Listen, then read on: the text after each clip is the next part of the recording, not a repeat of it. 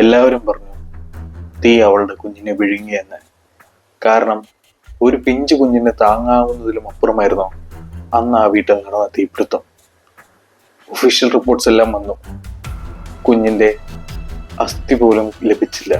പക്ഷേ ആ അമ്മ മാത്രം വിശ്വസിച്ചില്ല തൻ്റെ കുഞ്ഞു മരിച്ചു എന്ന്, മരണപ്പെട്ടു എന്ന്. കാരണം ആ അമ്മയ്ക്ക് അത്രമേൽ വിശ്വാസമായിരുന്നു തൻ്റെ കുഞ്ഞിനെ ആ തീയിൽ ആ അമ്മ കണ്ടില്ല.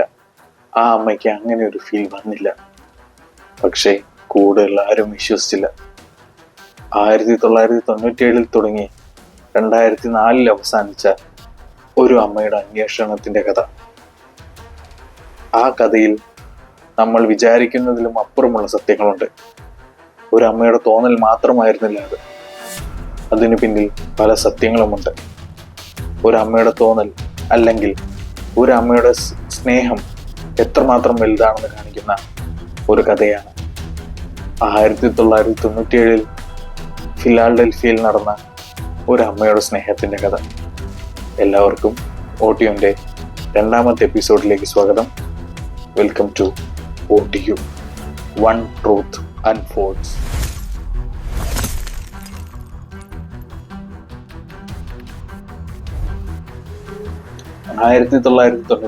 ഡിസംബർ 5 ലെസ് ക്യുവാസിന് ഒരു പെൺകുഞ്ഞ് പറഞ്ഞു.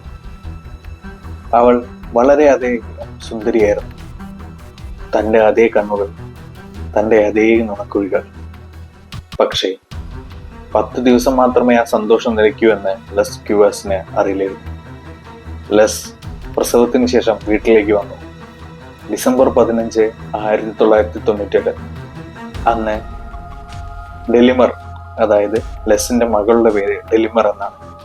ഡെലിമറിനെ മുകളിലെ നിലയിൽ ആട്ടുകട്ടിൽ ഉറക്കി കിടത്തിയതിനു ശേഷം അവൾ താഴേക്ക് തൻ്റെ പണികൾ തീർക്കാനായി വന്നു. പക്ഷേ മുകളിലെ തീപിടുത്തം എത്ര ശക്തമാണെന്ന് അവൾ താഴേക്ക് വന്ന ചൂടിൽ നിന്നുമാണ് അറിഞ്ഞത്. തൻ്റെ മകൾക്ക് എന്ത് സംഭവിച്ചു എന്നൊരു പേടിയിൽ ലെസ് മുകളിലത്തെ നിലയിലേക്ക് ഓടിപ്പോയി. എന്നാൽ അവിടെ ഒന്നും കണ്ടെത്താനായില്ല. സ്വന്തം മകളെയും കണ്ടില്ല, ഒന്നും കണ്ടില്ല. ആകെ കണ്ടത് അവളെ കിടത്തിയുറക്കിയ ആട്ടുകട്ടിൽ മാത്രം. അതും തീ പിടിച്ച് നശിച്ചിരിക്കുന്നു. ഫയർഫോഴ്സ് വന്നു, പോലീസ് വന്നു, തീ അണച്ചു. പക്ഷേ കുഞ്ഞിനെ മാത്രം കിട്ടിയില്ല. റിപ്പോർട്ട്സ് എല്ലാം വന്നു. അതിൽ പറഞ്ഞു ഒരു പിഞ്ചു കുഞ്ഞിനും ഇത്ര അതികഠിനമായ ചൂട് സഹിക്കാനാവില്ല. അതുകൊണ്ട് ആ പിഞ്ചു കുഞ്ഞിന്റെ ഒരു അസ്ഥി പോലും അവർക്ക് ലഭിച്ചില്ല. പക്ഷേ ലെസ് തൻ്റെ വാക്കിൽ തന്നെ വിശ്വസിച്ചു. എൻ്റെ കുട്ടി മരണപ്പെട്ടിട്ടില്ല, അവളെ ആരും എടുത്തുകൊണ്ട് പോയതാണ്. കാരണം ആ തീയിൽ ഞാൻ അവളെ കണ്ടില്ല. പക്ഷേ ആരും അവളെ വിശ്വസിച്ചില്ല. ഒരു അമ്മയ്ക്ക് മകളെ നഷ്ടപ്പെട്ടതിൻ്റെ വിഭ്രാന്തിയായി എല്ലാവരും അതിനെ തള്ളിക്കളഞ്ഞു. എല്ലാവരും അവളെ ആശ്വസിപ്പിക്കാൻ ശ്രമിച്ചു. പക്ഷേ അവൾ പറയുന്നതിൽ സത്യമുണ്ടോ എന്ന് ആരും അന്വേഷിച്ചില്ല. 6 വർഷം കടന്നുപോയി. ലെസ്സിന് വീണ്ടും കുട്ടികളുണ്ടായി. അവൾ അവരെയൊക്കെ സന്തോഷത്തോടെ വളർത്തി. എന്നാലും തൻ്റെ മനസ്സിൽ ഡെലിമറിനെ കുറിച്ചുള്ള ഓർമ്മകൾ ഉറങ്ങാത്ത മുറിവുകളായി എന്നും ഉണ്ടായിരുന്നു. എല്ലാവരും അവളോട് മൂവ് ഓൺ ചെയ്യാൻ പറഞ്ഞു. അവൾ എല്ലാവരുടെ മുന്നിലും ചിരിച്ചു നിന്നു. എല്ലാം മറന്നുപോലെ അഭിനയിച്ചു. പക്ഷേ അവൾ ആ തീ പിടിച്ച വീട്ടിലേക്ക് ഇടയ്ക്കിടയ്ക്ക് പോകുമായിരുന്നു. അവിടെ പോയി 2 മെഴുകുതിരികൾ കത്തിച്ചു വെച്ച് അവൾ പ്രാർത്ഥിക്കും. എൻ്റെ മകൾ എവിടെ പോയി? ദൈവത്തിനോട് ചോദിക്കും, എൻ്റെ മകളെ കണ്ടുപിടിച്ചതാ. ആ പ്രാർത്ഥനകൾക്ക് ഒരു ദിവസം ഫലം കാണുമെന്ന് അവൾ പോലും ചിന്തിച്ചു കാണില്ല. കൂടെയുള്ള ആരും ചിന്തിച്ചു കാണില്ല. കാരണം 2004 ജനുവരിയിൽ അവൾക്ക് ദൂരെയുള്ള ഒരു ബന്ധുവിൻ്റെ ഒരു ബർത്ത്ഡേ ഇൻവിറ്റേഷൻ വന്നു. ആ ബർത്ത്ഡേക്ക് പോകാൻ താല്പര്യമില്ലായിരുന്നിട്ടും അവൾ എല്ലാവരും നിർബന്ധത്തിന് വഴങ്ങി പോകാൻ തീരുമാനിച്ചു. 2004 നടന്ന ഈ ബർത്ത്ഡേ പാർട്ടിക്ക് പോയ ലെസ് പോലും വിചാരിച്ചിട്ടില്ല അവിടെ ഇത്തരത്തിലുള്ള ട്വിസ്റ്റ് ഉണ്ടാകുമെന്ന്. കാരണം അവിടെ വെച്ച് അവൾ കണ്ടത് ഒരു ചെറിയ പെൺകുട്ടിയെ. അവളുടെ പേര് ആലിയ. ലെസ്സിന്റെ അതേ കണ്ണുകൾ, അതേ നുണക്കുഴികൾ, അതേ ചിരി, അതേ സംസാരം. ലെസ്സിന്റെ ശ്വാസം പോലും നിലച്ചുപോയി. ഈ ലോകം തന്നെ തനിക്ക് മുന്നിൽ നിശ്ചലമായ പോലെ തന്നെ ലെസ്സിന് തോന്നി. കാരണം അതെന്റെ മകളാണെന്ന് മനസ്സിൽ പറഞ്ഞുകൊണ്ടേയിരുന്നു. സ്വന്തം സഹോദരിയോട് ലെസ് പറഞ്ഞു, അതെന്റെ മകളാണ്, എനിക്ക് ഉറപ്പാണ്. പക്ഷേ അത് ലെസ്സിന്റെ ഭ്രാന്തായി സഹോദരിയും കണ്ടു.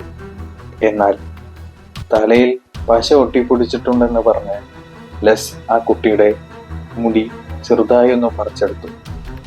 ആ മുടി കൊണ്ടുപോയി ലെസ് DNA ടെസ്റ്റിന് കൊടുത്തു. ആ ടെസ്റ്റിൽ വന്ന റിസൾട്ട് ലെസ്സിന് മാത്രമല്ല ഡെലിമറിനെയും, അതായത് ആലിയയെയും, അവളെ ഇതുവരെ വിശ്വസിക്കാത്ത എല്ലാവരെയും ഞെട്ടിപ്പിക്കുന്ന ഒന്നായിരുന്നു. കാരണം ആ DNA പരിശോധനയിൽ വന്നു ആലിയ ലെസ്സിന്റെ മകളാണെന്ന്, അതായത് ആലിയ ഡെലിമർ ആണ്.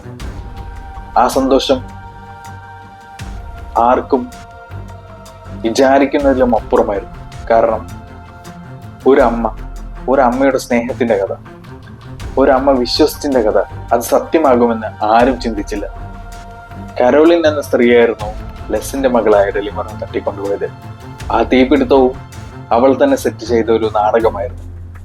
ആ തീപിടുത്തത്തിൽ സ്വന്തം മകളെ നഷ്ടപ്പെട്ടു എന്ന് കരുതിയ ലെസ്സിന്റെ വീട്ടിൽ നിന്നും വെറും 15 മൈൽ അകലെ മാത്രമായിരുന്നു ഈ കരോളിൻ ഡെലിമറിനെ കൊണ്ടുപോയി വളർത്തിയത്. അതും 7 വർഷം.